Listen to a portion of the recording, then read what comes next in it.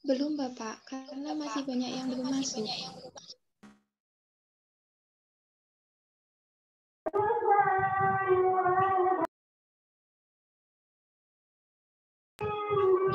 Baik, Assalamualaikum warahmatullahi wabarakatuh. Kami dari kelompok 6 akan mempresentasikan review literatur dan juga hipotesis. Sebelumnya mohon maaf kalau berisik ya, karena lagi ada di baan di belakang masjid.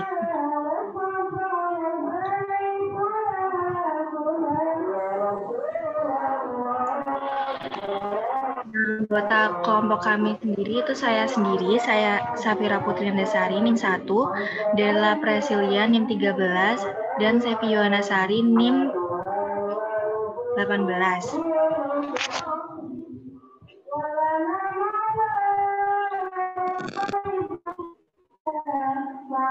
Yang pertama yaitu pengertian literatur review.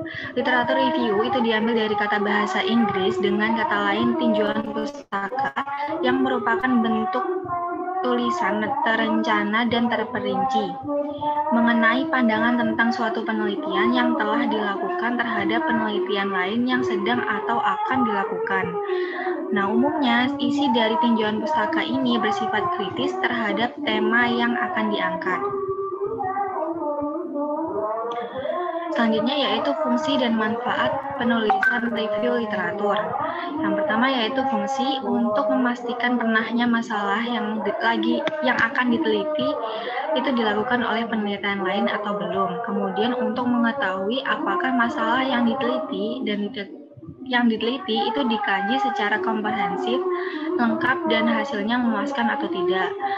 Kemudian untuk mengungkapkan kekhasan atau ciri yang membedakan masalah yang akan diteliti. Sedangkan manfaatnya itu untuk memperdalam pengetahuan perihal masalah yang diteliti sehingga menguasainya. Dan juga dapat menegaskan kerangka teoritis yang dijadikan landasan atau kerangka berpikir terhadap masalah penelitian. Lalu dapat mempertajam konsep-konsep yang digunakan sehingga memudahkan perumusan hipotesis-hipotesis. Dan yang terakhir itu dapat menghindarkan terjadinya pengulangan penelitian terhadap masalah yang diteliti. Selanjutnya yaitu langkah-langkah untuk menyusun review literatur. Yang pertama adalah mulailah dengan mengidentifikasi kata kunci topik penelitian untuk mencari materi, referensi, dan bahan pustaka yang terkait. Lalu membaca abstrak laporan-laporan hasil penelitian yang relevan bisa didapatkan dari sumber perpustakaan, jurnal, buku, dan proceeding. Lalu membuat catatan hasil bacaan dengan cara membuat peta literatur. Urutan dan keterkaitan topik penelitian dan referensi bibliografi secara lengkap. Lalu yang keempat itu membuat ringkasan literatur secara lengkap berdasarkan peta literatur sesuai dengan urutan dan keterkaitan topik dari setiap variabel penelitian. Lalu membuat kajian pustaka dengan menyusunnya secara tematis berdasarkan teoritis dan konsep-konsep penting yang berkaitan dengan topik dan variabel penelitian. Dan yang terakhir adalah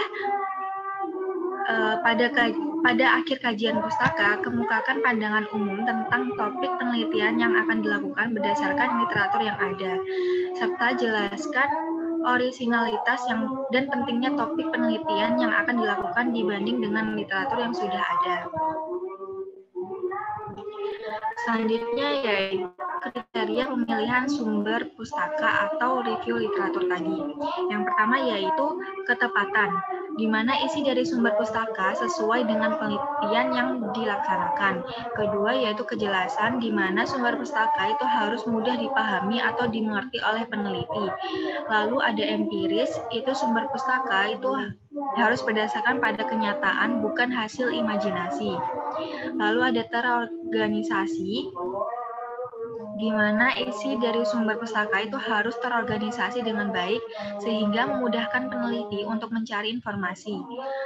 Yang kelima ada kemutakhiran, yaitu sumber pustaka harus berdasarkan perkembangan terbaru dalam bidangnya, atau dengan kata lain itu harus up to date.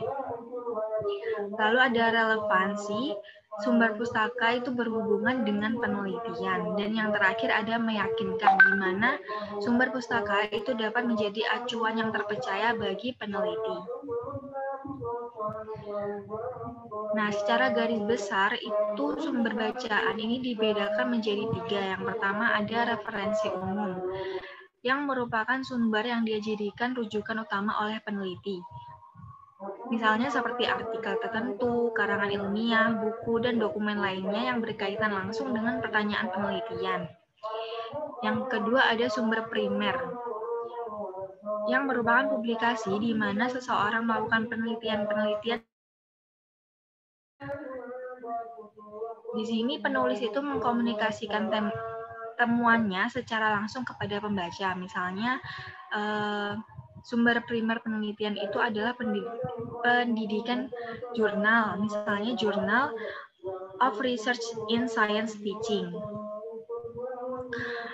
Yang ketiga yaitu sumber sekunder, adalah publikasi di mana penulis itu mendeskripsikan hasil karya orang lain. Misalnya itu sumber sekunder adalah buku, ensiklopedia pendidikan, kajian penelitian, dan buku tahunan. Selanjutnya akan dijelaskan oleh teman saya. Materi yang selanjutnya yaitu tentang pengertian hipotesis penelitian.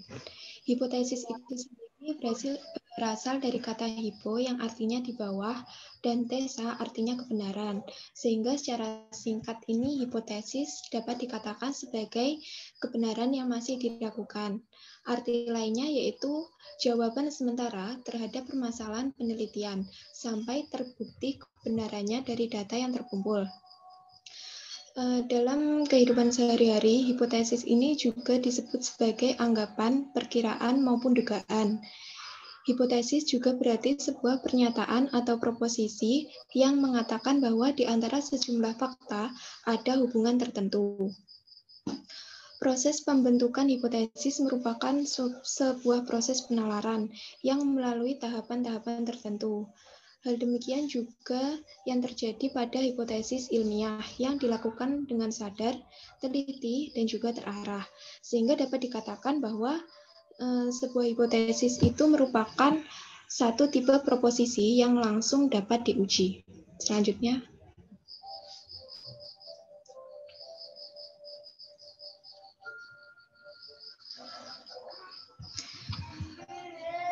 Selanjutnya adalah karakteristik dari hipotesis.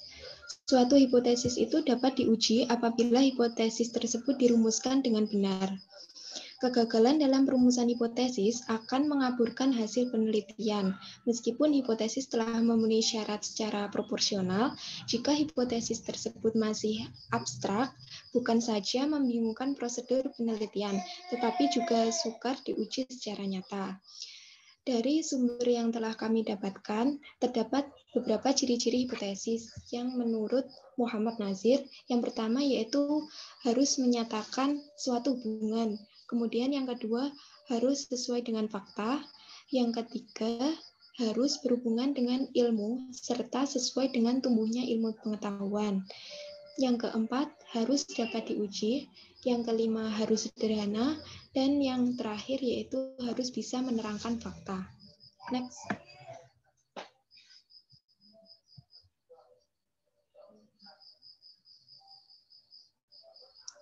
Nah, kemudian adalah dasar perumusan hipotesis. Secara sederhana, hipotesis penelitian sebagai jawaban sementara dirumuskan atas dasar terkaan atau konjektur peneliti. Namun demikian, terkaan tersebut harus didasarkan pada acuan, yaitu teori dan juga fakta ilmiah. Untuk menjadikan teori sebagai acuan penelitian, biasanya peneliti menurunkan dari teori tersebut sejumlah asumsi maupun postulat. Asumsi-asumsi ini merupakan anggapan atau dugaan yang mendasari hipotesis. Sedangkan hipotesis itu sendiri adalah dasar untuk memperoleh kesimpulan setelah diuji menggunakan data yang diperoleh melalui penelitian. Next.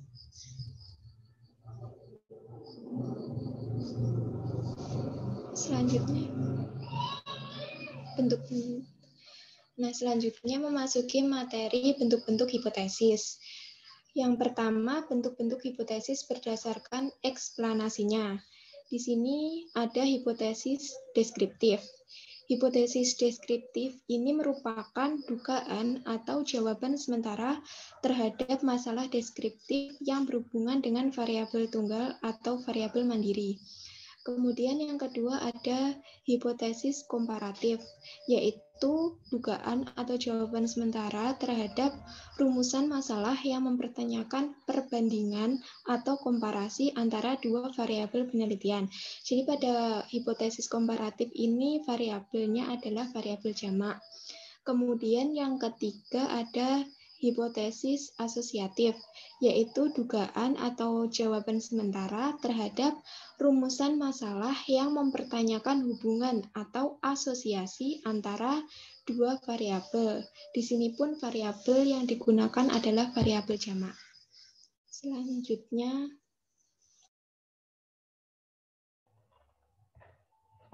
Selanjutnya yaitu bentuk-bentuk hipotesis. Bentuk hipotesis berdasarkan pendekatan dalam membagi.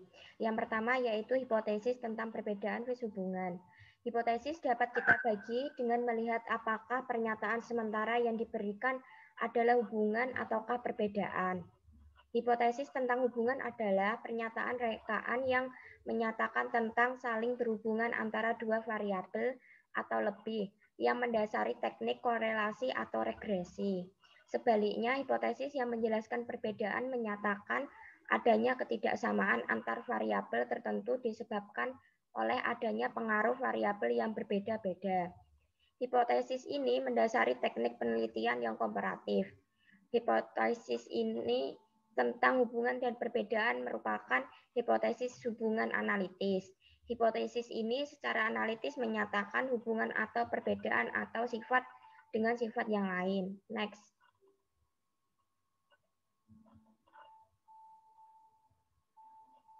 Yang kedua yaitu hipotesis kerja vis hipotesis nol. Hipotesis penelitian atau hipotesis alternatif atau hipotesis kerja yang bisa dibagi lambangkan dengan HA menyatakan adanya saling berhubungan antara dua variabel atau lebih atau menyatakan adanya perbedaan dalam hal tertentu pada kelompok-kelompok yang berbeda. Pada umumnya, kesimpulan uji statistik berupa penerimaan hipotesis alternatif sebagai hal yang benar. Sedangkan hipotesis nol atau HO adalah hipotesis yang menyatakan tidak adanya saling berhubungan antara dua variabel atau lebih. Atau hipotesis yang menyatakan tidak adanya perbedaan antara kelompok yang satu dengan kelompok yang lain.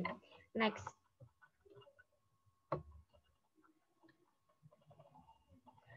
Yang ketiga yaitu hipotesis common sense dan ideal. Hipotesis seringkali menyatakan tekanan tentang dalil dan pemikiran bersahaja dan common sense atau akal sehat. Hipotesis ini biasanya menyatakan hubungan keseragaman kegiatan terapan. Contohnya hipotesis sederhana tentang produksi dan status pemilikan tanah. Hipotesis mengenai hubungan tenaga kerja dengan luas garapan. Hubungan antara dosen pemupukan dengan daya tahan terhadap insekta, hubungan antar kegiatan-kegiatan dalam industri, dan sebagainya. Sebaliknya, hipotesis yang menyatakan hubungan yang kompleks dinamakan hipotesis jenis ideal. Hipotesis ini bertujuan untuk menguji adanya hubungan logis antara keseragaman-keseragaman pengalaman empiris. Hipotesis ideal adalah peningkatan dari hipotesis analitis. Misalnya, kita mempunyai suatu hipotesis ideal tentang keseragaman empiris dan hubungan antar daerah jenis tanah, luas garapan, jenis pupuk, dan sebagainya. Next.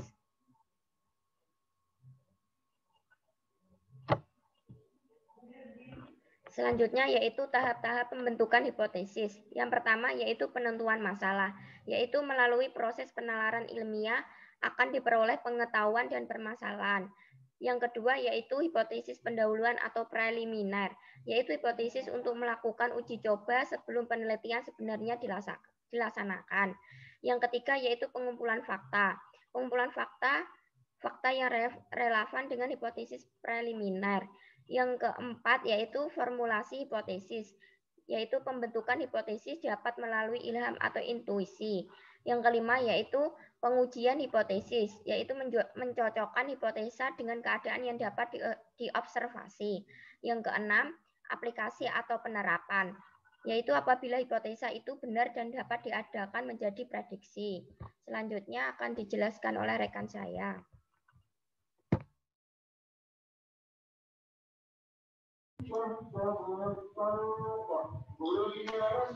Nah, dari hipotesis ini itu memiliki beberapa kegunaan atau fungsi, diantaranya yaitu hipotesis ini dapat memberi petunjuk baik terhadap kegiatan penelitian, khususnya proses pengumpulan data. Selanjutnya, hipotesis ini itu juga dapat memberikan batasan serta memperkecil jangkauan penelitian dan pekerja peneliti. Dan hipotesis ini dapat memudahkan peneliti dalam menarik kesimpulan penelitian. Serta yang terakhir yaitu hipotesis ini dapat mempermudah peneliti maupun pembaca menangkap makna kesimpulan dari kegiatan penelitian tersebut.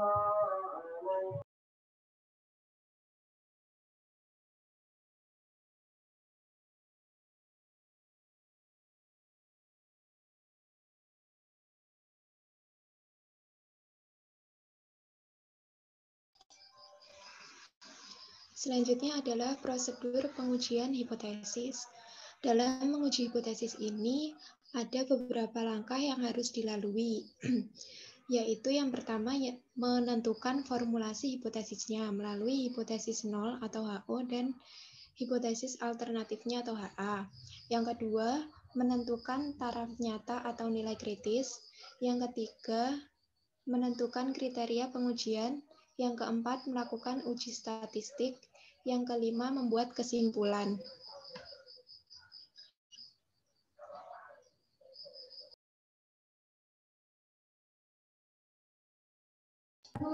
Baik, sekian dari presentasi kami. Apa ada yang ditanyakan? Silakan menyalakan mikrofon atau langsung. Ya, silakan. Tadi dijelaskan mengenai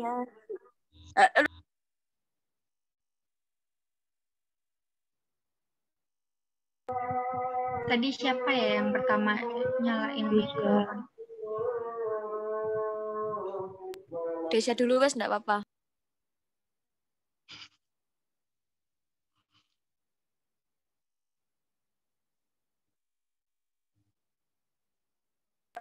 Silakan Desya. Tadi sudah dijelaskan mengenai contoh referensi rujukan. Di sana kan di situ tadi dijelaskan mengenai sumber primer dan sekunder. Jadi saya minta tolong diberikan contoh mengenai sumber primer dan sumber sekunder supaya lebih jelas membedakannya gitu. Terima kasih.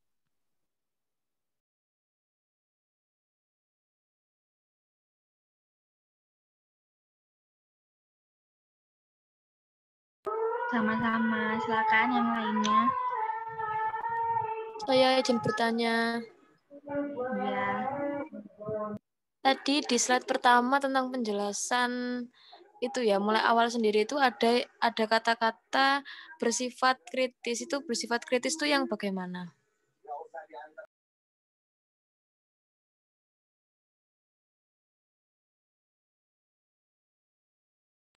Sudah, terima kasih.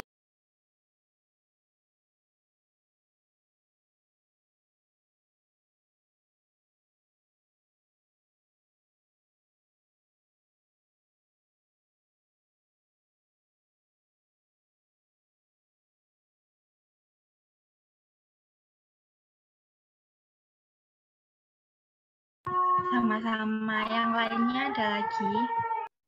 Izin bertanya. Ya, silakan. Itu di slide yang terakhir kan ada menentukan dalam prosedur pengujian hipotesis itu tahap yang kedua menentukan taraf nyata atau nilai kritis. Apa maksudnya nilai kritis itu sama dengan pertanyaannya Lili tadi?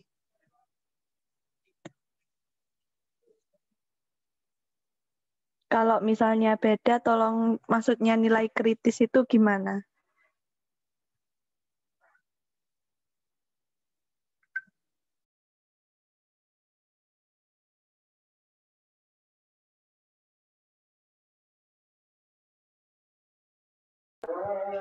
Ya, ada lagi, Rek.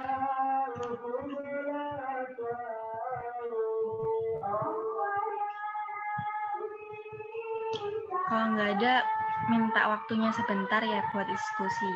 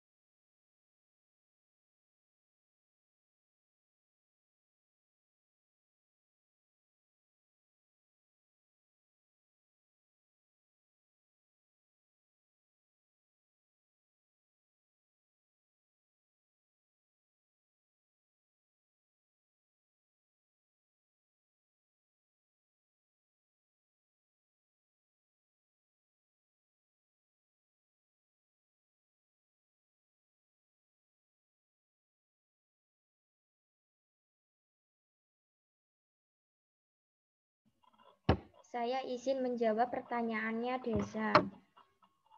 Contoh dari sumber primer yaitu jurnal yang diterbitkan bulanan 3 kali dalam setahun dan artikel yang dimuat merupakan laporan hasil penelitian. Yang contoh dari sumber sekunder yaitu buku, ensiklopedia pendidikan, kajian penelitian, atau buku tahunan. Apakah cukup jelas, Desya? Iya, terima kasih. Sama-sama.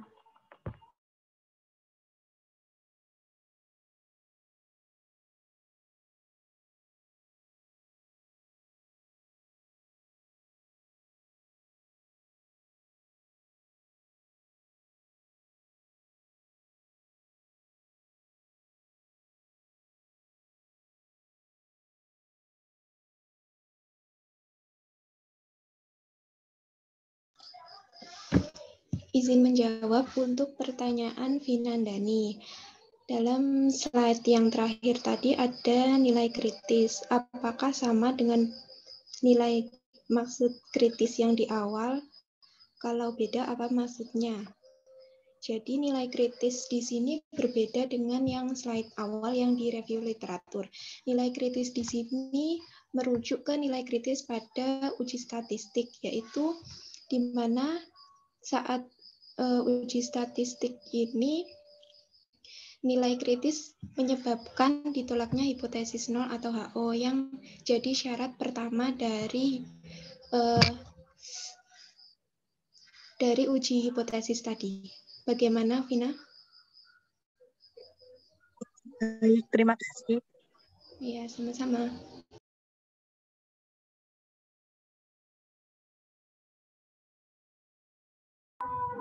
Baik, saya akan menjawab pertanyaan dari Lili. Nah, tadi kan pertanyaannya apa maksud dari bersifat kritis terhadap tema yang diangkat pada pengertian review literatur. Jadi maksudnya di sini itu bersifat kritis itu review literatur itu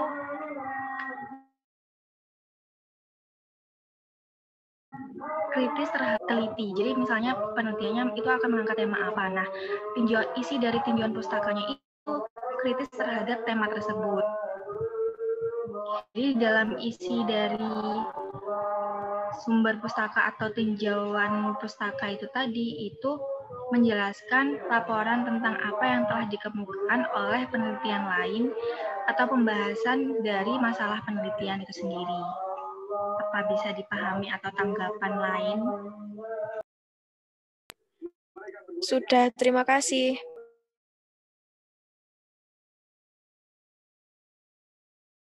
Sama-sama. Cukup ya, Rek, kalau gitu.